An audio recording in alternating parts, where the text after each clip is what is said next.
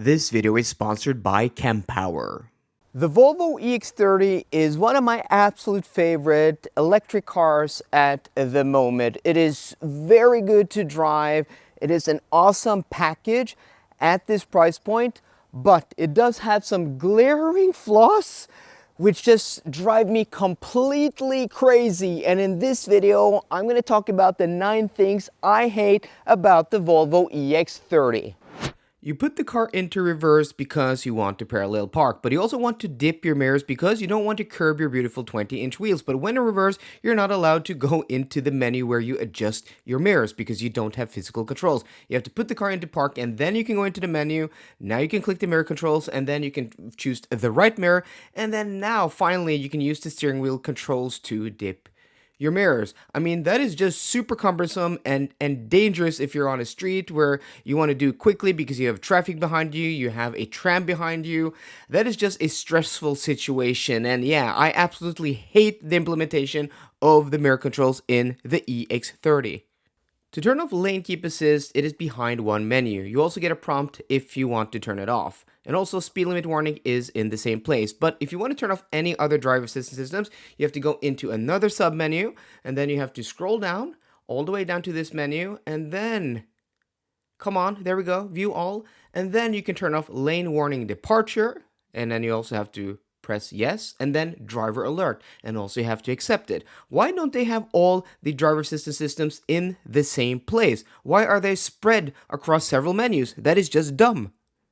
And then you have the auto wiper sensitivity, which is also buried in a menu, low, medium, and high, and only 3 settings versus in the other Volvos where you had 7 different sensitivity settings on the stock. Why is that buried in a menu, something you use all the time in winter in the Nordics? You're cruising down the road and then a cool song comes on Spotify or on the radio and your passenger wants to turn up the music and they look to the center console and they're like, where do I turn up the music? Oh, here. The audio controls are buried in a menu or behind a button, which is just completely dumb. Why, Volvo? Why? But you may be thinking, hey Chris, you're being super nitpicky. Who cares if you have to press a button on the screen for then to adjust the volume when you can just use the steering wheel controls? Well, I'm going to show you why that doesn't work either.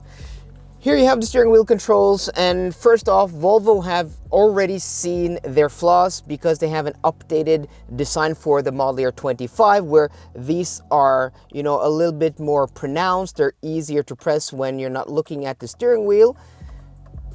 But the huge problem is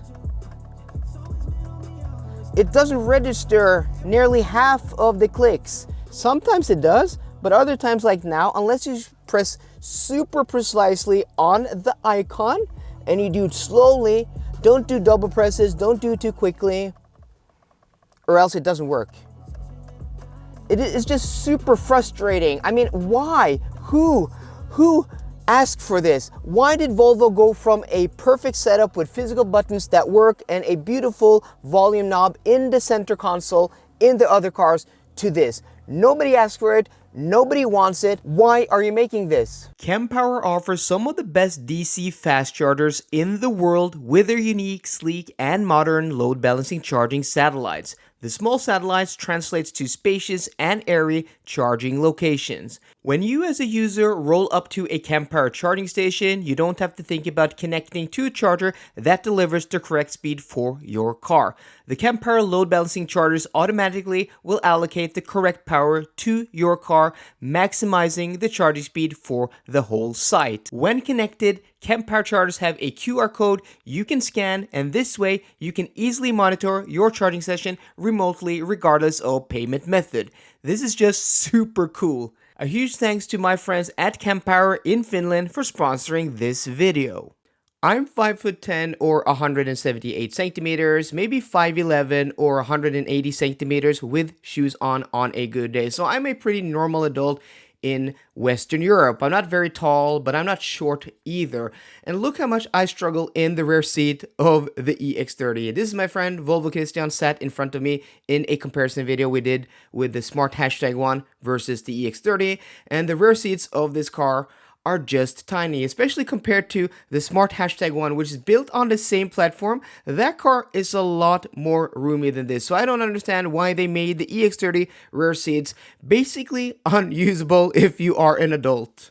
You've got your coffee and you're ready to go on your very first road trip in your brand new Volvo EX30, and you've heard so much praise about the Google infotainment system, the built-in navigation with the route planner, from me, from many of my videos about this and the Polestar one being the best in the business. So you set your destination and the car says you're gonna ride with 20%, maybe 15%, but you have a charger at your destination, so that is plenty enough. You're not worried.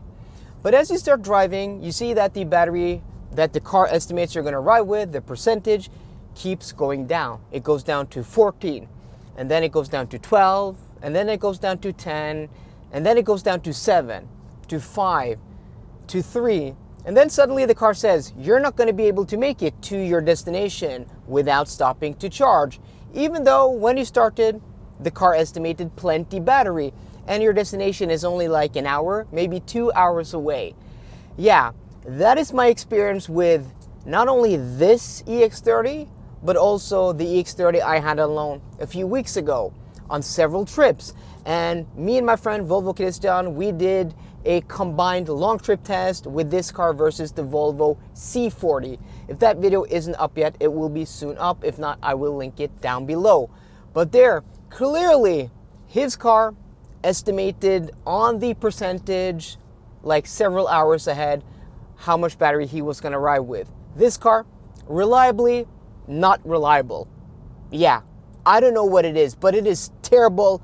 The route planner calibration in not only this EX30, but other EX30s I've driven. And then when you finally arrive at your destination, you arrive to the charger, and maybe you're at like, I don't know, 5%, 7%, 9%, and then you connect, and then you start charging, you're not gonna get close to any decent charging speed. Yes, this car peaks at 153 kilowatts, but below 10% state of charge, it charges extremely slow, like maximum like 60 kilowatts, which just makes it completely useless below 10% state of charge. Lastly, the EX30 can get very expensive if you go for this, the twin performance, and you go for the ultra trim with all the bells and whistles. Then this car is pushing well above 500,000 kroners or 50,000 euros. And at that price point, there are a lot of options. And I think once you spec this out to that price point, it doesn't make any sense. So I wish it was just a little bit cheaper at the top end. So guys, those were the 9 things I hate about the Volvo EX30, but if they fix mostly the software issues is what I hate. If they fix that in upcoming updates, yeah, this list will be much shorter in the future. So guys, I hope you enjoyed today's video. If you did, please drop me a thumbs up down below. And for more car content, as always, please subscribe. See you guys later and goodbye.